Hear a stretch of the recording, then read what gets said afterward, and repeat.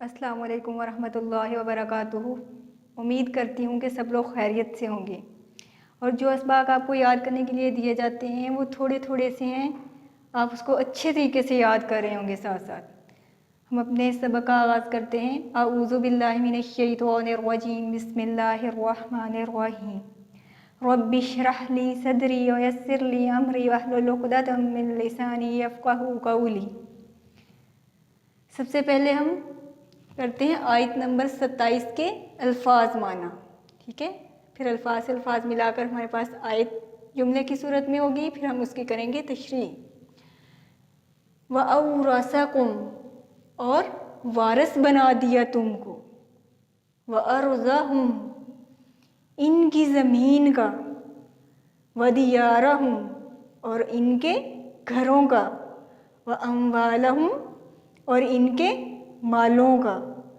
لَمْ تَطَئُوهَا، تم نے اس پر قدم نہیں رکھا، وَقَانَ، اور ہے، اللہ، اللہ، علی، پر، کلی شیئن، ہر چیز، قدیراً، قادر، اور ان کی زمین اور ان کے گھروں اور ان کے مال اور اس زمین کا جس میں تم نے پاؤں بھی نہیں رکھا، تم کو وارث بنا دیا، اور اللہ ہر چیز پر قدرت رکھتا ہے۔ اب دیکھیں ذرا اس آیت میں، جیسا کہ وہ میں آپ کو بتا چکی ہوں کہ آیت نمبر 26 میں بتایا ہے نا کہ یہودی لوگ جو تھے، یعنی کہ ان کی کتاب کی روشنی میں پھر جب انہوں نے ہتھیار ڈال دیے تھے تو فیصلہ کیا گیا تھا۔ پھر اس کتاب کی روشنی میں جو فیصلہ کیا گیا تھا وہ یہ تھا کہ ان کے نوجوانوں کو قتل کر دیا جائے، ان کے نوجوان جو تھے ان کو قتل کیا گیا، ان کی عورتوں اور ان کے بچوں کو قیدی بنا لیا گیا۔ پھر اس کے بعد آگے بتایا کہ ان کی زمین اور ان کے گھروں، یعنی کہ جس زمین میں وہ رہتے تھے، جن قلعوں میں وہ رہتے تھے، جس زمین پہ وہ رہتے تھے، اس زمین کو، یعنی کہ ان کی کھیتیوں کو، ان کے گھروں کو اور ان کے مال کو، جو یعنی کہ روزمرہ زندگی میں وہ استعمال کرتے تھے، یعنی کہ اس کا وارث بنا دیا،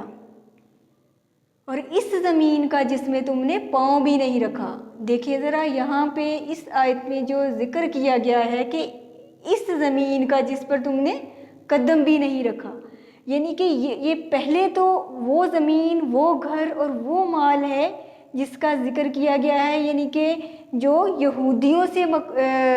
جو یعنی کہ محاصرے کے بعد ان کی کتاب کی روشنی میں فیصلہ کیا گیا، اس سب کے بعد جو ان کو زمین اور مال حاصل ہوا، ان کے یعنی کہ گھر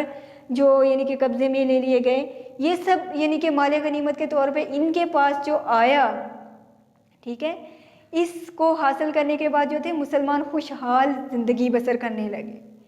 اس کے بعد جو آگے بتایا نا کہ اس زمین کا جس میں تم نے پاؤں بھی نہیں رکھا، یہ آگے کے لیے مسلمانوں کو خوشخبری دی ہے کہ یعنی کہ پھر یہ بھی ساتھ میں بتا دیا، خوشخبری ہے ایک قسم کی کہ آگے یعنی کہ اس زمین میں جہاں پہ تم پاؤں بھی نہیں رکھو، یعنی کہ یہ ایک اشارہ ہے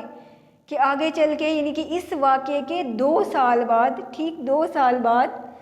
غزوہ خیبر جب ہوا تو خیبر فتح ہوا، یعنی کہ بغیر جنگ کے، بغیر لڑائی کے ہی ان کو فتح نصیب ہوئی۔ تو اس لیے کہا کہ اس زمین کا جس میں تم نے پاؤں بھی نہیں رکھا، یعنی کہ تم کو جنگ نہیں لڑنا پڑی، تو اس کا بھی اللہ تعالیٰ نے تم کو وارث بنا دیا، اور اللہ ہر چیز پر قادر ہے، یعنی کہ قدرت رکھتا ہے۔ اب دیکھیں ذرا پورے سبق میں اس میں اللہ تعالیٰ نے یعنی کہ وہ نقشہ سارا بیان کیا ہے۔ سب سے پہلی آیت میں سبق نمبر 4 کی جو آیت نمبر 21 ہے، اس میں اللہ تعالیٰ نے نبی کریم صلی اللہ علیہ وسلم کی زندگی کو عملی نمونہ یعنی کہ بنا کر جو پیش کیا، اس کی پیروی کرنے کا حکم دیا ہے۔ نبی کریم صلی اللہ علیہ وسلم کی پیروی کا حکم دیا ہے، کن لوگوں کو؟ جو اللہ تعالیٰ پر ایمان رکھتے ہیں، مومنین کے لیے۔ پھر آگے اللہ تعالیٰ نے آیت نمبر 22، 23 اور 24 میں مسلمانوں میں سے یعنی کہ اس جماعت میں سے وہ لوگ جو یعنی کہ نبی کریم صلی اللہ علیہ وسلم کی اطاعت و پیروی میں، اپنے قول و فعل میں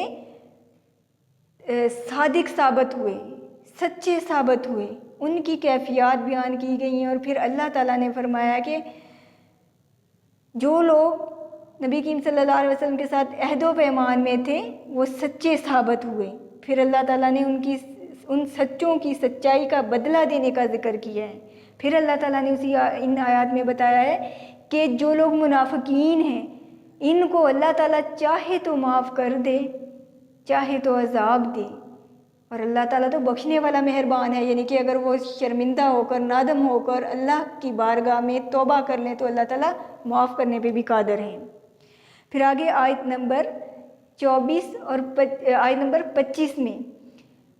ان لوگوں کا ذکر کیا ہے، یعنی کہ اس غزوہ احزاب میں جو کفار و مشرکین ہیں، جو شکست سے دوچار ہو کر واپس لوٹ رہے تھے۔ وہ سارا نقشہ کھینچا گیا ہے کہ کس طرح سے وہ شکست سے دوچار ہو کر گئے۔ ہم نے یہ واقعہ سارا اس میں دہرایا، ٹھیک ہے، کس طرح سے ان کو شکست ہوئی۔ پھر ساتھ میں اللہ تعالیٰ نے بتا دیا ہے کہ جب بھی معرکہ حق و باطل پیش آئے گا، جب بھی تاریخ میں آیا اور آگے کے لیے رہنمائی ہے، جب بھی پیش آئے گا تو اللہ تعالیٰ کی مدد جو ہے، تائید و مدد جو ہے، نصرت جو ہے، وہ صرف مومنین کے ساتھ شامل حال ہوگی۔ آیت نمبر 26-27 میں پھر اللہ تعالیٰ نے بتایا ہے کہ جو یہودی تھے جنہوں نے معاہدہ شکنی کی ہے ان کا ذکر کیا گیا ہے۔ یہ بھی میں نے آپ کو واقعہ بتا دیا کہ کس طرح سے انہوں نے معاہدہ شکنی کی۔ پھر اس غزوہ سے فارغ ہو کر اللہ کے رسول صلی اللہ علیہ وسلم نے اللہ کے حکم سے، یعنی کہ یہودیوں کے قلعہ کی محاصرہ بندی کی جو 24-25 دن تک رہی۔ پھر اس کے بعد انہوں نے ہتھیار ڈال دیے۔ پھر اس کتاب کی روشنی میں جو فیصلہ کیا گیا، ان کے نوجوانوں کو قتل کیا گیا، ان کی عورتوں اور بچوں کو یعنی کہ قید کر لیا گیا۔ ان کی عورتوں اور بچوں کو مارنے کا حکم نہیں تھا، یعنی کہ ان کی کتاب میں صرف نوجوانوں کو قتل کرنے کا حکم تھا۔ اس کتاب کی روشنی کے تحت ان نوجوانوں کو قتل کیا گیا، ان کے عورتوں اور بچوں کو قیدی بنا لیا، ان کے مال، ان کے گھر، ان کی زمین پر قابض ہو کر یعنی کہ مسلمان جو تھے وہ خوشحال ہو گئے۔ ظاہر ہے جمال و اسباب ان کے پاس آیا تو ان کی زندگی کی تنگ دستیاں دور ہو گئیں۔ پھر اللہ تعالیٰ نے اس نعمت کا بھی ذکر کیا ہے آیت نمبر 27 میں کہ جس پہ تم نے پاؤں بھی نہیں رکھا تھا، یعنی کہ بغیر مقابلے کے، بغیر جنگ بندی کے تم کو اللہ تعالیٰ نے وہ خیبر کی جو زمین ہے وہ نصیب کی، ٹھیک ہے، اس کا تم کو وارث بنا دیا، اور اللہ تعالیٰ تو ہر چیز پر قادر ہے، ٹھیک ہے۔ تو اس سبق میں یہ سارا جو نقشہ ہے وہاں کا بیان کیا گیا ہے۔ میں نے آپ کو واقعات بھی اس میں جو آئے ہیں دہرائے ہیں، ٹھیک ہے۔ آپ نے اس کو اچھے طریقے سے ذہن نشین کرنا ہے، اچھے طریقے سے اس کو یاد کر لینا، تاکہ سارے واقعات جو ہیں آپ کے ذہن میں ہو، آپ کو سمجھ بھی ہو جو آپ پڑھیں۔ سبحان ربک رب العزت عما یصفون وسلام علی المرسلین والحمد للہ رب العالمین، فی امان اللہ۔